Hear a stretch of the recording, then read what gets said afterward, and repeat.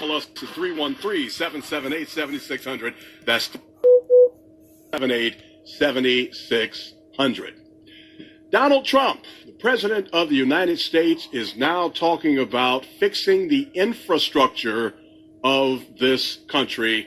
And that is something that I agree with Donald Trump about. We desperately need to fix the infrastructure in this country. If you don't believe it, go out and drive on one of these roads right now after we've had all this ice and snow and we got pothole city on pretty much every big street that you have in Detroit. We need an infrastructure overhaul, if you will. And the question is, how do we get there? And that is what I want to hear from you. 313-778-7600. Donald Trump is talking about taking some federal money, hardly any money at all, considering what is needed, and combining that with private sector money and state money. Now, I'm sure the states are going to holler, look, we are strapped for cash as it is right now. And so how are we going to chip into this infrastructure overhaul, this redoing of the roads and bridges and what have you in this country? And so that debate is going to take place in Washington. As a matter of fact, I understand that his infrastructure proposal is meeting a pretty cold reception up in Washington right now. Of course, the devil's in the details, and we'll have to see exactly how this thing is going to be paid for. The thing that concerns me is him keep saying that private money is going to be used to help redo the infrastructure in this country. And my questions, well, there's a couple of questions. One, what is going to prompt any private company to spend money on roads and bridges and things that don't contribute to their own bottom line? That I don't understand. And then number two, if private industry, if private money goes into building the roads and the bridges and the thoroughfares and the various things that we need in this country, what do they get in return? Private business and private ownership only spends money because they expect a return on their investment. And so I'm going to be watching this very closely to see how Donald Trump figures that private investment is going to play a significant role in the infrastructure repair of this country. 313-778-7600, 313-778-7600. Already, the Trump administration is talking about privatizing things that heretofore have been run by the public. And I'm sorry, I know folks will say, well, private industry is more efficient. Private industry is better with money. Are you out of your mind? Have you seen what private industry has done at General Motors, at Ford, at Volkswagen? We're the auto capital. We can look here and see what they've done. I just heard a story today that Ford Motor Company is greatly expanding its recall of certain truck models because of airbag problems. I don't want them building my bridges and roads too. You can't recall a bridge. You can't recall a freeway. And so this, I call it the church of business, the church of big business. You got all these folks who worship at the church of big business. Oh, business, let's privatize. Business can do it. Business is more efficient. That is a lie, and every indicator we have indicates that is simply not true. Let's go to the phone lines. Our number is 313-778-7600. Brother Cleve is on line one, getting us off to a good start today. Hey, Cleve, how you doing today? Hey, Cliff, how you doing? I'm good. I see you made it through the weekend storm. I did. That's all right. Okay. Yeah, the infrastructure and all like that. My thing is, like, when Barack Obama, the president, when he decided to do it, the Republicans wanted to do it and go along with it. Then they decided, no, we could have been did this. But this is not talking about the devil in the details. This is Lucifer himself. No way. We just passed the tax for our gas increase for the state of Michigan to do the roads in the city. You remember we voted no, and the state went through it. Where that money at? I remember. And also, went through the private industry, just like all them 3 stadiums down there. That's basically public money that did all them stadiums. This what gets me. Ain't no private industry going to put money when they want to build a stadium, but like Amazon. You know how many cities are begging to let Amazon come in. Basically, the state, wherever Amazon going to land its next factory or plant, the state is going to pay for the roads and the bridges and everything because what the billionaire says, it brings jobs. When a billionaire or an Amazon owner is worth $100 billion, but when you want to buy that $100 million yacht or home, ain't no tax breaks. You want to live in that exclusive neighborhood. I don't know why people feel so sorry for billionaires. Yeah, I love them as a human being, but their ethics is wrong, and they know it. You can't take no money with you. Let me back it up a little bit. And Cleve, I always appreciate your calls. Thank you much. Let's talk about Amazon, because you had the city, you had residents, you had private industry. They were begging and bowing and scraping and whatever else they could do to try to get Amazon to come here. Oh, we want you here. Come here. And Amazon decided that they wanted to go somewhere else. Well, my thought is, don't make your city great in order to attract business. Make your city great for the people who live in that city, and business will come.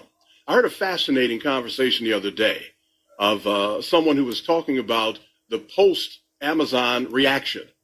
And they were saying that, you know, if you create a quality of life for your people, if you have good roads, if you have good schools, if you have good, efficient government, if you fight crime, if you make sure that the people in your city are heard and listened to, and you exercise democracy as much as you can, that is going to create the quality of life that will attract business. They can go anywhere they want to.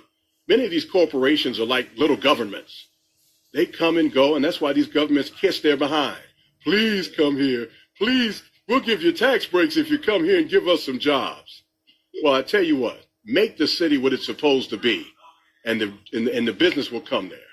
That's part of that church of business that I often refer to. 313-778-7600. Let's go to John before we get to Scotty. John's on line 2. Hey, John, how you doing this afternoon? Okay, thanks for asking, Cliff, and how's yourself? Good, doing well, thanks. Oh, good, man. You know what, Mr. Russell, I think Donald Trump's plan is for the infrastructure is just going to widen the income disparity in America, especially with minorities. Now, Barack Obama's plan that he didn't get much support for, he stipulated that a certain percentage of the contractors and the workers had to be minorities, which would have been a good thing. It would have helped to spread the wealth around. And I think just Trump's fat cat buddies are going to get, you know, even wealthier off this. And I don't see why that there can't be more input from the local governments on a local level, like the county. He just dictates, we're going to do this, this, and this, and nobody questions the king, you know, King Trump. And you know what happened, Cliff? They never sent me the tickets that I won on Thursday for the camper show. I was wondering maybe you could substitute something else. You know what? Listener. I don't know what was said to you, John, but those tickets, I saw them. They were waiting for you in our front lobby. Oh, I had never gone, maybe due to the snow or whatever. Cliff. Okay, well, they weren't going to be mailed to you. I think you had to come and get them. And they were in the front lobby waiting for you. Oh, the young lady, I said, should I expect them on Saturday? Oh, no. I am so sorry. She was new, and she probably didn't know exactly how things were done. That's no excuse for not asking, though.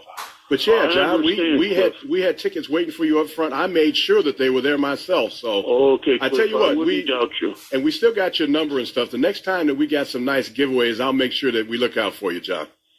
Way to go, Cliff. You're a good, decent, fair Christian man, and thank you for all this excellent programming that the blue-collar guy or person can relate to.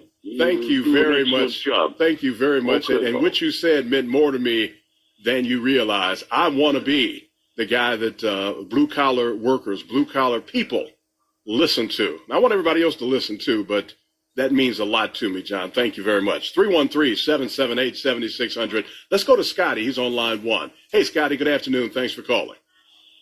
Same thing, Chris. How you doing, buddy? Good. Listen, what they need to do is, why don't they take it, just like Southfield and all the other places, they're taking bulldoze every alley ever in Detroit. Let that be a thing that occurs. They need to bulldoze all these alleys up in Detroit. They're really sending so many people farming and everything else. Wait, now what's the problem with the alleys? Because I thought they got rid of the alleys and turned them over to citizens a long time ago. Yeah, but shit, got the alleys. In Detroit. Got the alleys out there. Okay, I thought that once they got rid of alley garbage collection in Detroit, that you could extend your property line to the middle of the alley and claim that for yourself.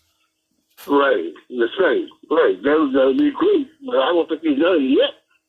Okay, well, maybe some people didn't do it.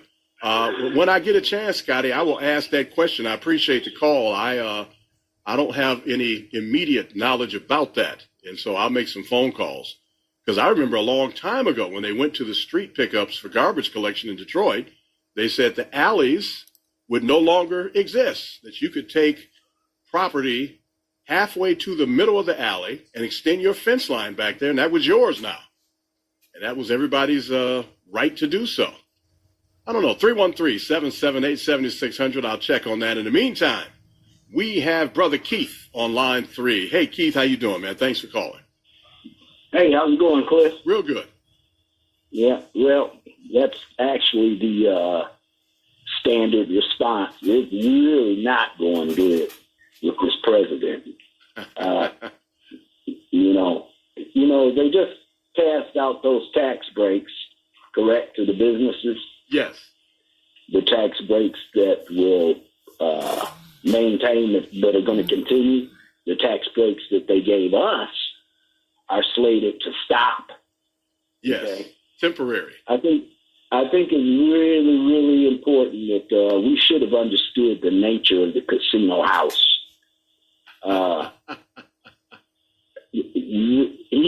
Trump is all about taking your money. Okay, he's all about taking your money. He doesn't care when you go to those casinos. He doesn't care if you're spending the children's lunch money. He doesn't care. Okay. Mm-hmm. We're looking at these tax breaks. If you Google Exporting America CNN, there's a list of American businesses that have gone overseas for the slave labor. Now, they've received the tax breaks. They aren't rushing back. They aren't coming back. If they came back, America truly would boom. But the greed that rules these CEOs is not going to allow them to bring it back. They're going to stick over there. They're going to take the tax breaks. They're going to keep the tax breaks. They're not bringing the jobs back. And what about the Trump family businesses? Oh, they're about to make a windfall. Oh, they're making a windfall, but guess what? You would have thought they would have been the first to bring manufacturing back to the country. Have they done it? No, they haven't done it. It's not about the country. It's about the money. Well, it's about clear. the money. It's clear. Well, for you and I, it's about the country. It's about the people. It's about what's best for everybody. But for the Trumps of this country, for the Trumps of the world, it's about the money. Donald Trump not concerned about the infrastructure, except that he gets